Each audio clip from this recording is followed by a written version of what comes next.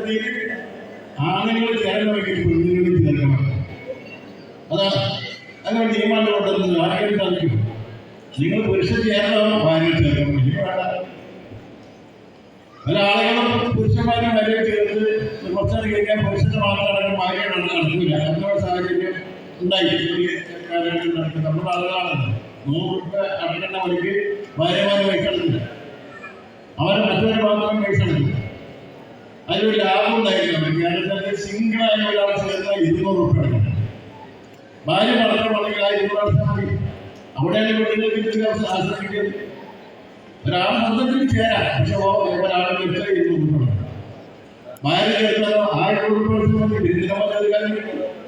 അപ്പൊ ചില ആളുകൾ ഭാര്യയ്ക്ക് എന്നിട്ടും അടയ്ക്കാതിരിക്കാൻ വേണ്ടിയിട്ട് ഭാര്യ 200 അടക്കണ്ടേ. അപ്പൊ അയാൾക്ക് മാത്രം 100 അടക്കാനോ ആ അടച്ചില്ല. അപ്പൊ തീവ ഇവിടെ മാറ്റി. ഇപ്പൊ ഭാര്യമാരുടെ പൈസ ഒപ്പില്ലെങ്കിൽ മരിച്ച ആൾക്ക് പൈസ കിട്ടില്ല. ഇത് ഭാര്യ ഭർത്താവ് ചേരുന്നു, ഭർത്താവ് പൈസ എടുക്കുന്നു. ഭർത്താവിന് പക്ഷെ 1000 അധികം ഭാര്യയ്ക്ക് 100 കുറവെങ്കിൽ ഭർത്താവിന് പൈസ കിട്ടില്ല. അതാണ് ഇപ്പോഴത്തെ ആളുകൾ മനസ്സിലാക്കേണ്ടത്. ചെറുത്ത ആളുകൾ നിങ്ങൾ മനസ്സിലാക്കാൻ കൂടി എന്ന് പറയുന്നത്. അതങ്ങനെ കൃത്യമായി രണ്ടാൾ വലിയ പോലെ നിന്നാൽ മാത്രമേ ഈ കുടുംബശ്രീ ശാഖയിൽ നിന്ന് പൈസ കിട്ടുള്ളൂ. എനിക്ക് വല്ല നഷ്ടമുള്ള കച്ചവടമാണ്. നിങ്ങളൊന്ന് ആലോചിച്ച് നോക്കൂ. ഏറെക്കുറെ 5 വർഷമായി തുടങ്ങി. 2021 ജനുവരി 1 സ്റ്റാർട്ട്.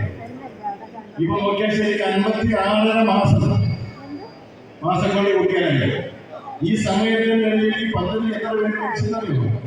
218 പേര് മരിച്ചു. 22 കോടിയാണ് രൂപ അതിൽ വിതരണം ചെയ്യേണ്ട ആളുകളായിട്ട് മരിച്ചു. 202 ഇപ്പോൾ വിതരണം ചെയ്തുകൊണ്ടിരിക്കുന്നത്. ഇപ്പോൾ അടച്ചുകൊണ്ടിരിക്കുന്ന ആളുകൾ 22.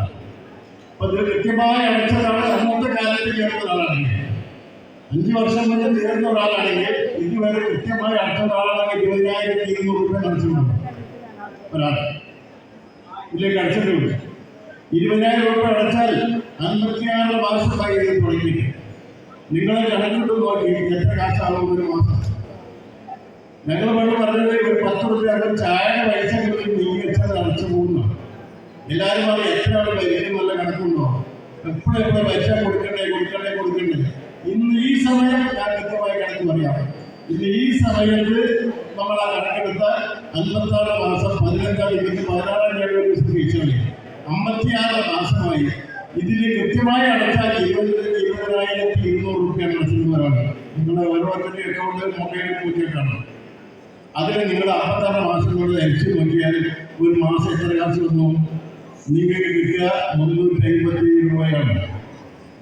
ഒരു മാസം 357 രൂപ നിങ്ങൾക്ക് കൃത്യമായി അടച്ചതാണ് അടച്ചിട്ടുണ്ടാവും.